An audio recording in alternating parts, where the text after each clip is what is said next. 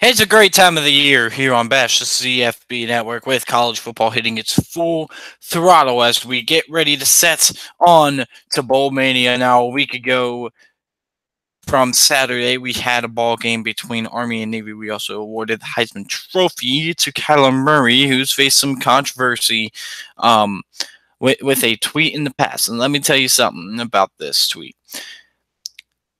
This is a young man who made a statement on Twitter, a tweet when he was 15 years old. And we are supposed to ridicule Kyler Murray on a tweet in which he was 15 years old.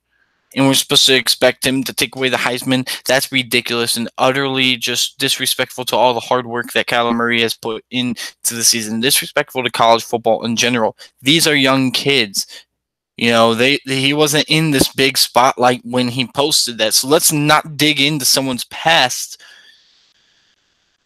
for something. You know, I don't know what the gain is. I did not look up this reporter, and I don't have any background to this reporter. But you know, that's all I really got to say about that. So that's one of the headlines today.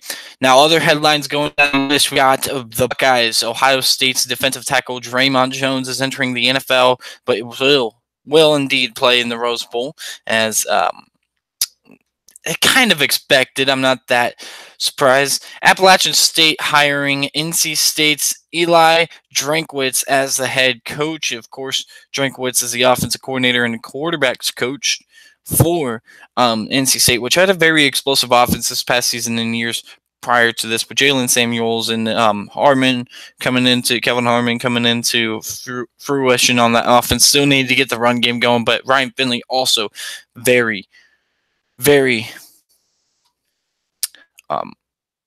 sorry. So Ryan Finley also very talented, very good prospect coming up in this upcoming season. Also, Syracuse earlier. This happened last night or yesterday.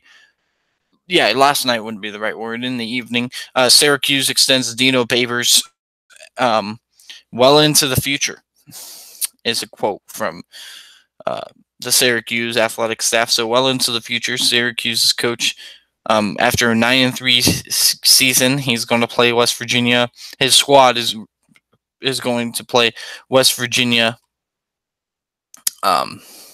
in the Camping World Bowl. And this was really, building up over time after in 2016, his first year, they upset Virginia. Syracuse did upset Virginia Tech, who was ranked number 17 in the country, and probably the biggest win maybe, in the last 40 years for Syracuse. Clemson, number 2 in the country. They upset them a year ago with a 4-8 season. The Razorbacks linebacker Demetrius Walker suspended amid drugs, weapons charges. So, of course, Demetrius Walker's going to be suspended from school, I'm assuming, with that, but he will also be suspended from the football program for. It does not say right here what the time is. That's as of 30 minutes ago, so that is very, very current here. Temple taps Miami defensive coordinator Manny Diaz for the head coaching job, so we're expecting Manny Diaz to become the next head coach of the Temple Owls. And one last story to go out here.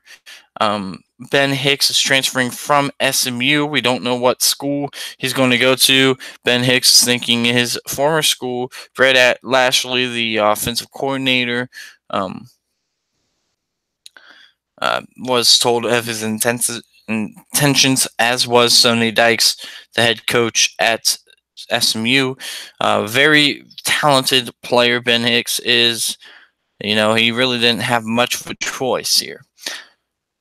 So here we go. We're going to talk a little bit of the NFL draft. Now, we got a lot of defensive linemen in this first round. Of course, the top 10, according to Mel Kiper's big board would be Nick Bosa, Quinnen Williams, number 2, Devin White from LSU, number 3, Josh Allen from Kentucky, the outside linebacker, number 4, Greedy Williams from LSU, 5, 6, Justin Herbert, which would be the first quarterback off the board, 7, Dwayne Haskins from Ohio State, if he does declare, 8 would be Devin Bush from Michigan, 9 would be Ed Oliver from Houston, 10, Rashawn Gary, 12, 11, DeAndre Baker, 12, Jonah Williams, 13, Jeffrey Simmons, 14, Dexter Lawrence, 15, Derek Brown, 16, Greg Little, 17, J.K. Polite, 18, Marquise Brown, 19, Jalen Ferguson, 20, Cleveland Farrell, 21, Christian Wilkins,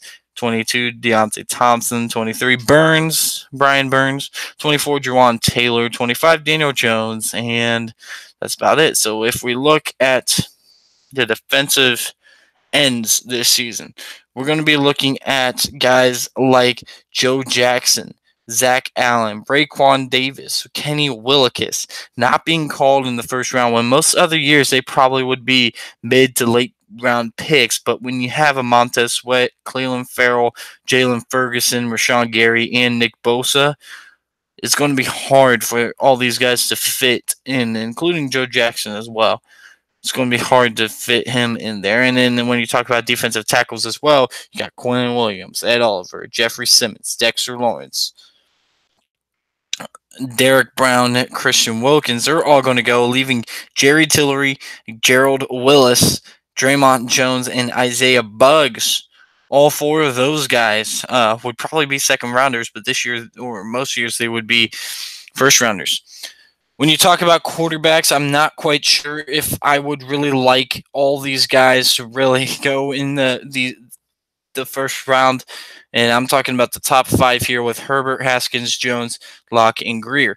I don't like Locke and Jones here. I don't think Jones is really all that ready for the NFL. Neither do I with Haskins, but there's a lot more upside with Haskins than Locke or Jones. And Locke is experienced, but I just don't think he's going to be able to handle the pressure that NFL defenses can bring on him. I don't think he's going to be able to navigate an offense correctly. I'm not trusting Drew Lock. I think Nate Stanley is the beneficiary of being in a good system for him. He can be a game manager, and that's all you want. Nate Stanley has the ability to be another Alex Smith. While KJ Costello from Stanford definitely should reconsider. I mean, I don't know how far KJ Costello will go. We can see Gardner Minshew and Jarrett Stidham, who's 9 and 10, probably go ahead of Costello. I'd be very surprised if Costello is actually picked before Minshew, and despite the fact that Costello's rated higher. So that might about cover everything I want to talk about for the most part with the draft.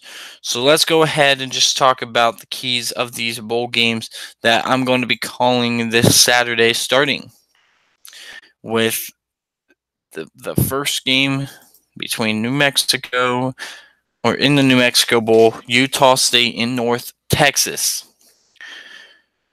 Now, North Texas and Utah State both had different types of seasons.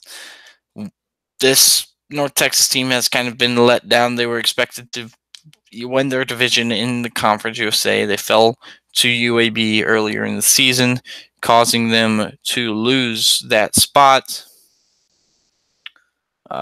They lost to them in late October, while you're looking at Utah State, who is riding high for a while here, and between Michigan State and probably Colorado State, when they should have lost on a Hail Mary, Utah State was riding high. They've collapsed as of late. But if you take a look at the team rankings this season, 31.3 versus 37.2 in against the spread. They are I said they are. I'm talking about Utah State. Sorry. Utah State is 9 and 3.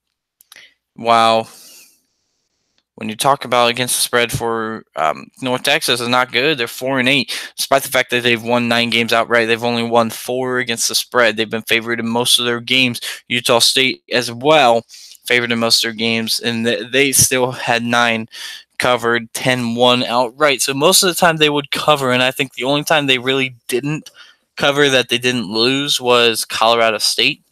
Well, they covered against Michigan State, of course. So, it's very interesting to see how this is all working out here. With how Vegas has it, the consensus pick is going to be 7.5 towards Utah State with a 64% chance to win, according to the FPI. And you gotta really think about how these teams have been playing as of late. North Texas has just gotten things together against FAU and UTSA, winning 3-point ball games there. They are able to run the ball, pound the ball with Rico Bussey, and it's going to be a very interesting game. We're looking at a team, though, in Utah State who's averaging 47 points per game versus North Texas' 36, while allowing 21.8 points per game, which is only about 1.2 points below. Sorry for that. Below Utah State. And you take a look at yards, though, they're pretty close. Only 20 yards per game. I think it's really interesting to see how the success of North Texas running the ball has been able, really down the stretch, has not been a consistent factor, considering they're going to be going up against a Darwin Thompson who has ran crazy on people as of late. A very good rush attack for Utah State all season. North Texas with Rico Bussey has just recently got it going, and 316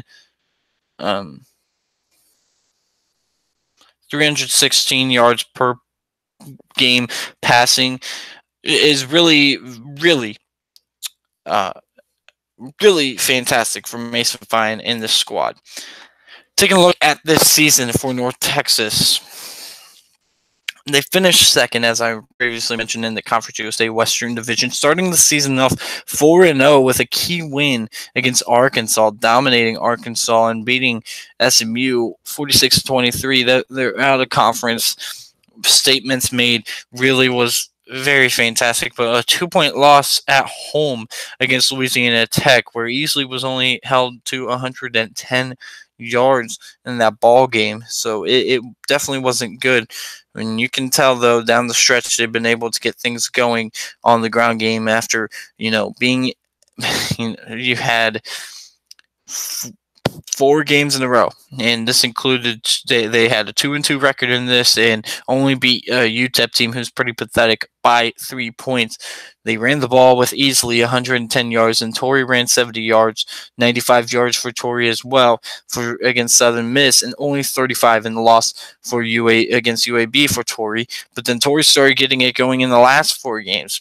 Against Rice, 130 yards, 145 against Old Dominion, 184 against Florida Atlantic, and 155 against UTSA. But you look at Mason Fine being able to throw for over 300 yards on 5 different occasions, over 400 yards on 2 different occasions early in the season.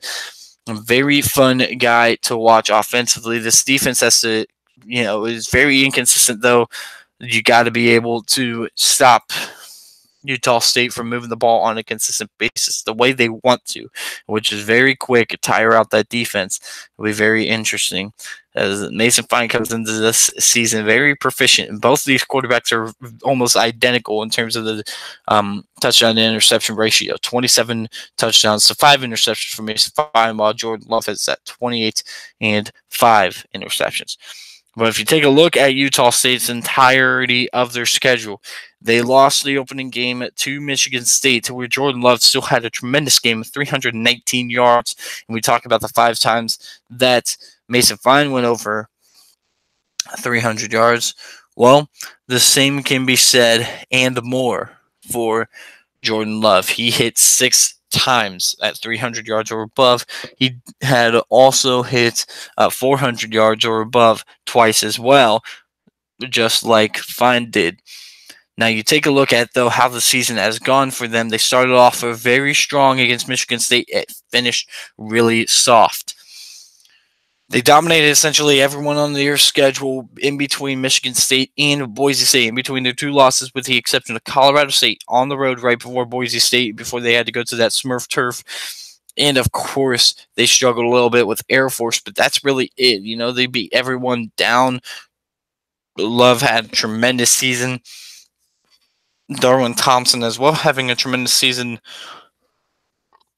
being able to be that stable back to give the ball to here and there. You get Bright mixed in there, here and there. We're going to call Bright's name quite a bit running the ball, but it really depends. Receivers are spread out. They got Raymond Tarver, they got Green, they got Bonds, and they got Thompson out of the backfield as well. These guys are very prolific through the air. It's not like North Texas where you can maybe get a couple guys involved, or at least a couple guys as your main target, such as Rico Bussey, who's the top receiver in this ball game that we're going to see. But nonetheless, it's going to be very interesting to watch this, how this is going to play out.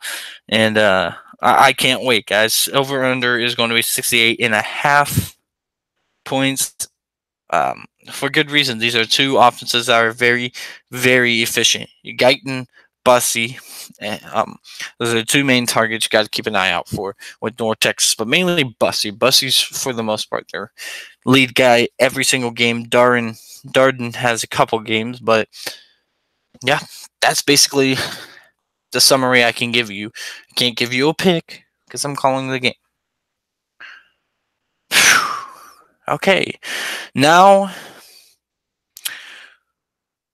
so I previewed that game, and I'm going to go ahead and preview this one to a lesser extent, because this one's going to be a little bit of a lesser game in the Raycom Media Camellia Bowl, or Camellia Bowl. With Georgia Southern as a slight favorite according to the FPI, only at 54.4% compared to the 45.6% that Eastern Michigan has according to ESPN's FPI. Team rankings here, 23.1 points per game and 26.1 for Georgia Southern. Against the spread, Eastern Michigan matches their regular season record 7-5, and same does Georgia Southern, 9-3 against the spread, 9-3 overall, as Georgia Southern is favored by 3 points here. The over-under is 47.5. Very low scoring because of the style of offenses that we're going to see. A lot of ground game here, a lot of love there, and they also don't put up a whole lot of yards. Georgia Southern only has 82 yards passing per game, while they have 260 yards rushing, and Eastern Michigan's going to go ahead and pass the ball a lot more than Georgia Southern, but Tyler Wiegers likes to get those short intermediate passes, move the ball methodically down the field, not worry about going quickly. And you're going to see Wesley Fields get involved on both the pass game and the rush game, but mainly the rush game. He's their up back. He's the guy that's going to get the ball up the middle, and it is going to be very interesting. You also got Shy Wertz, who's able to be efficient throwing the ball. He's got 10 touchdowns to no interceptions. Tyler Wiegers got 11 touchdowns to 3 interceptions. So it'll be very fun to watch. Shy Wertz can hit 1,000 yards in this game passing the ball. He's also a very prolific rusher. You don't really need to talk about receivers too much other than Benham. Now, Blake Benham is a senior for Eastern Michigan that's really become a leader on the scene from St. Paul, 5'9", 195. It'll be very interesting to watch this guy play. He's going to be the X factor in this game if he can create a mismatch on the outside against Georgia Southern. I think this will be a tremendous game to watch. That's all I'm going to do for today, guys. Thank you for listening to this podcast. Really appreciate it. I'll see you later.